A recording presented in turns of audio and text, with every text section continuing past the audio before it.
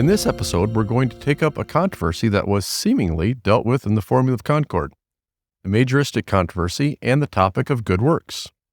If you spend even the smallest amount of time today in a Christian community that teaches we are justified by faith, it won't be long before someone points to James chapter 2, faith without works is dead. You've heard us stress time and again that an evangelical confession is rooted in Scripture. So the question arises, how can an evangelical hold the doctrine of faith alone in light of the book of James? This question is at the heart of the controversy we're going to cover in this episode. Recall, the Augsburg Confession addresses the issue of works in Articles 6 and 20. Additionally, remember that Melanchthon did not understand that the Augsburg Confession was the final word on these subjects. In fact, just 2 years after the Diet of Augsburg, Melanchthon published his commentary on Romans expressing concerns that humans have a natural tendency to be careless about doing good deeds after hearing the doctrine of justification by faith. And again in 1535, in the second edition of his theological textbook titled De Loci Communes, Melanchthon furthered the discussion of what new obedience entailed. Melanchthon wrote, quote, "Nevertheless, the righteousness of works must necessarily follow, for it is God's command that we render this obedience. I do not see why I should shrink from the word command, since Christ also says, 'This is my command' in John 15:2, end quote." Now, because of these writings, things start to get interesting, and Lutherans start their tradition of arguing over what it means to be a Lutheran. Right, because a year later, a former student and colleague of Luther's, Nikolaus von Amsdorf, wrote Luther a letter suggesting Melanchthon was teaching contrary to Luther's doctrine, because Melanchthon was urging people that works are necessary for salvation. This began a 2-year squabble amongst a number of Lutherans in and around Wittenberg. Eventually, Luther weighed in, clarifying specifically that works were not necessary for salvation. This put the controversy to rest, at least for the time being.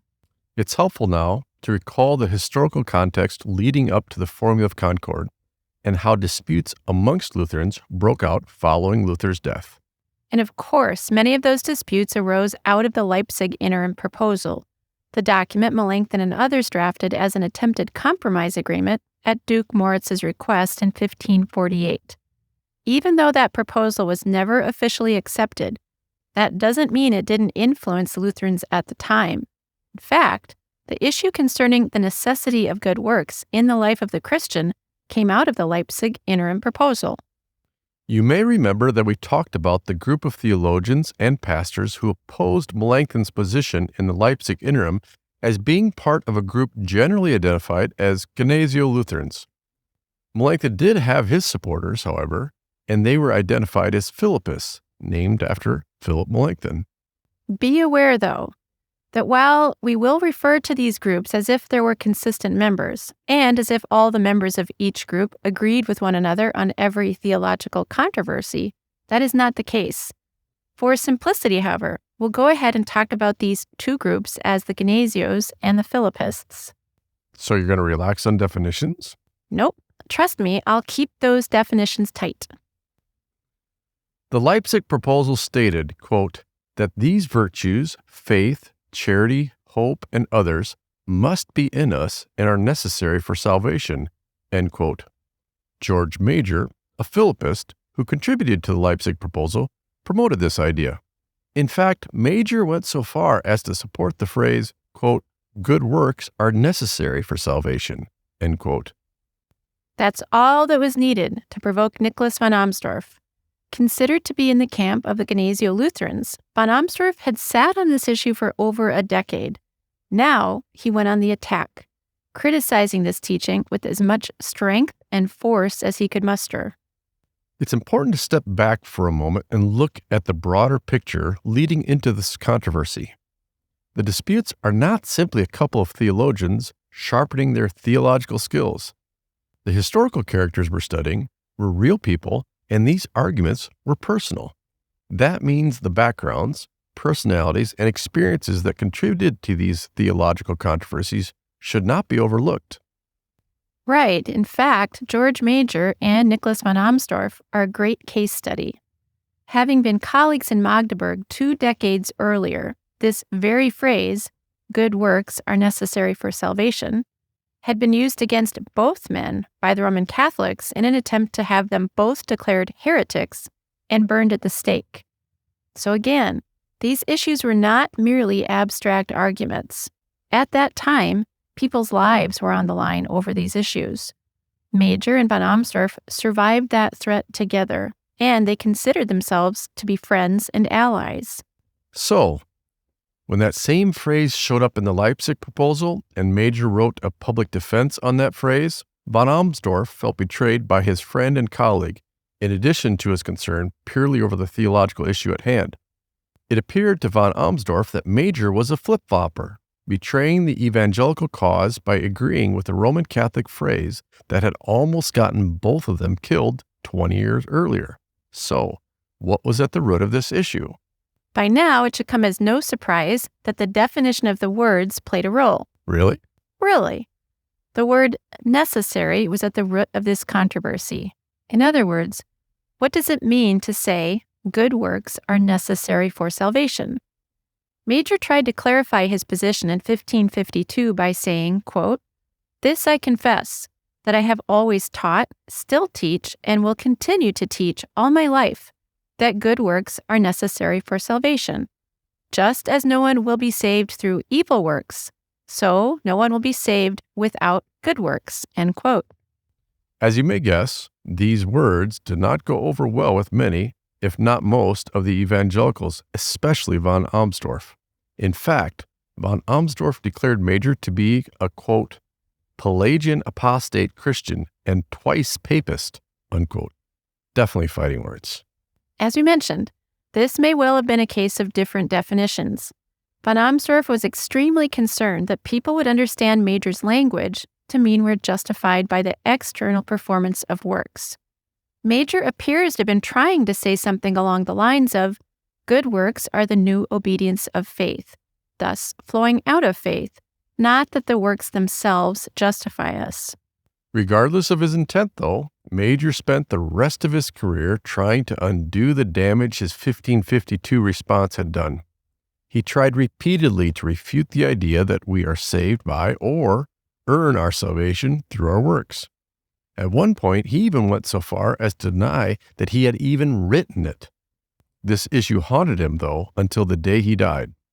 In fact, at his death in 1574, the rector in Wittenberg, where Major had lived, wrote on the official death notice that Major had fought off, quote, the rabies of theologians, end quote, throughout his career. In other words, he was never able to undo the damage of the accusation of advocating for works righteousness, no matter what he said or did. Melanchthon, too, distanced himself publicly from Major early on in this dispute. But he did believe Major's opponents had a larger political agenda than simply this issue of the phrase, good works are necessary for salvation, and that they used this to their advantage because it seemed so clearly contrary to Luther's position on good works. Melanchthon further believed that those who were attacking Major were antinomians, meaning they wanted to eliminate the law and good works from the life of the Christian. Therefore, toward the end of his career, Melanchthon came to stress more the biblical imperative of good works without adequately showing its basis in the indicative, in the new being of a justified Christian. Again, nothing was black and white in these controversies. To muddy the waters all the more, history reveals that it wasn't simply Georg Major who ran into trouble with his language and his attempts to explain and defend that language. Von Amsdorf, too, ran into trouble and was attacked by other so-called Gnesio Lutherans. Initially, von Amsdorf attacked Major by saying Major was abandoning the Reformation teaching of justification by faith alone, and that good works are a necessary part of the Christian life, but that they are not necessary to earn salvation, but they are the fruit of salvation. Von Amsdorf eventually overstated his position in attacking Major by saying good works are harmful to salvation. That caused Flacius and Wiegand, two Gnesios, people that would naturally have been on his side, to attack von Amsdorf, a fellow Gnesio. Clearly, this was an issue that created much emotion on all sides. And this is a great example of the problem with identifying people as Gnesio or Philippists and thinking those are sharp categories. With that stage set, we can now turn to what the formula proposed as its resolution to the Majoristic controversy. This is found in Article 4.